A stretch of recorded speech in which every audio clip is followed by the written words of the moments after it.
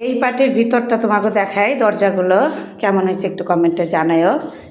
ডিজাইনগুলো এই যে একটা, এই যে দেখো ভিতরটা দেখেছ, ভিতরে ঢুকে একদম পিঙ্ক কালার, ঢুকেই তো তোমার রান্নাঘর, এই যে বেসিংয়ের এইগুলো সব ট্যাপ ইটি লাগে দিয়ে গেল। আর এই যে একটা বেডরুম, এইটার দরজাটা দেখা ভীষণ সুন্দর। এই যে বেডরুম দেখেছ, এই যে রং করা হয়ে গেছে। হ্যাঁ, এখন খালি কাঁচ লাগালেই হয়ে যাব। বাথরুমের সব কিছু লাগানো হয়ে গেছে, ট্যাপ টুপ শেয়ার এটাই। আর এই যে আরেকটা বেডরুম, হ্যাঁ এই যে বেডরুম, এই যে দেখো কালার, আর ওই যে বেলকনির সাথে দরজা।